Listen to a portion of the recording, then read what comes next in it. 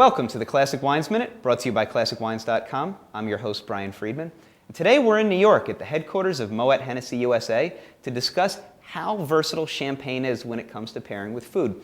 They've been kind enough to set out this beautiful meal for us, and we'll be joined by Charles Curtis, Moët Hennessy's Director of Wine and Spirits Education. Why don't you join us at the table?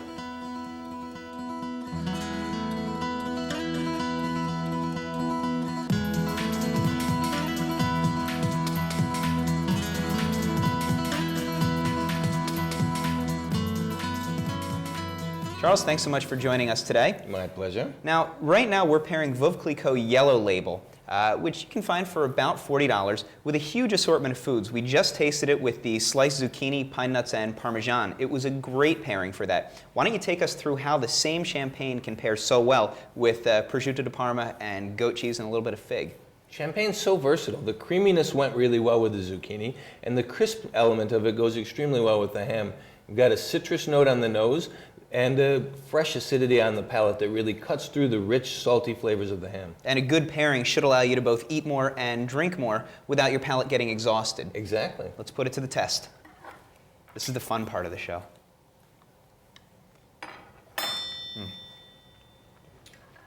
There's also the sweet component from the fig.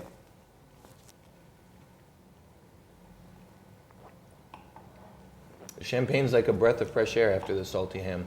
It cleanses the palate, it matches perfectly with the flavors of the food, but it gets you ready for the next bite. Exactly. Very appetizing. Spectacular pairing. All right, well, let's move on to the entrees. Let's.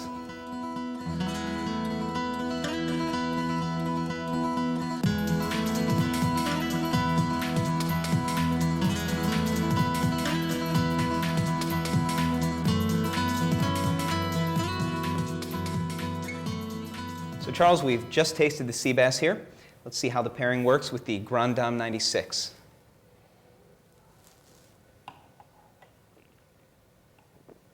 It's such a balanced champagne.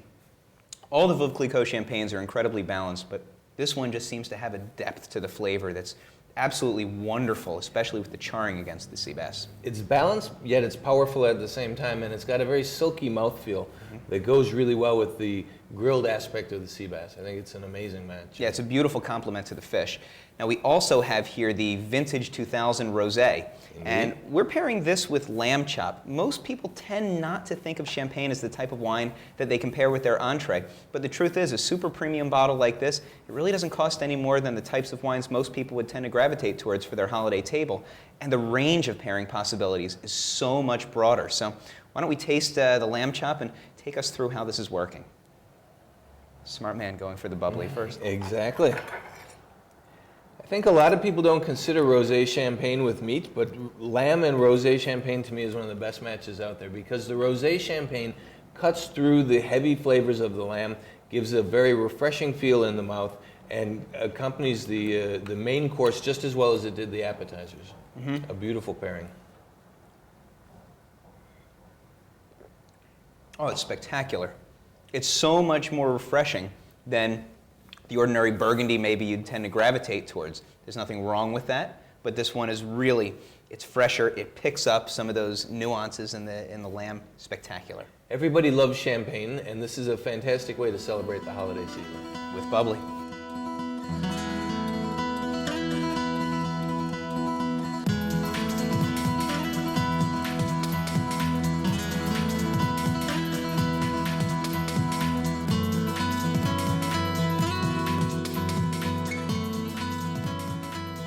So Charles, we finished our entrees, we've moved on to our dessert table. Most people tend to think of port, Sauterne as the perfect companion to dessert, but for me, I prefer a good demi-sec champagne. I think it's a lot more refreshing and makes for a better pairing partner. Can you tell us a little bit about what demi-sec actually means? Sure. Demi-sec in modern terms is the sweetest sort of champagne.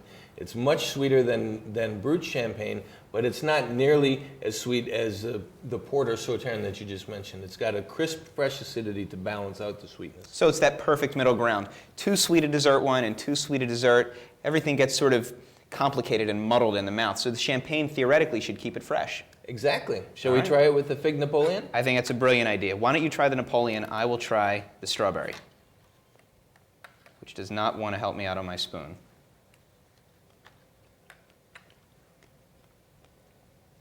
it's sweet enough that I wouldn't want something cloyingly sweet alongside that. I think it would just ruin the flavor. The freshness pairs really well with the figs. Yeah, and with the strawberry too. It's like the ultimate version of the strawberry dropped into the bottom of the champagne flute. This makes a lot more sense to me. Perfect way to end the meal. Perfect way to end our day with you. So Charles, Great. Thank you so much for joining us here today. It's been a real pleasure. Brian, thanks for having me. Cheers to you. And from all of us here at the Classic Wines Minute, remember, don't be afraid to pair champagne with everything at your holiday table, at your regular lunchtime table, with cornflakes first thing in the morning. Champagne is, for my money, the most versatile wine there is. You can find all these wines on classicwines.com. And until next time, cheers. Cheers.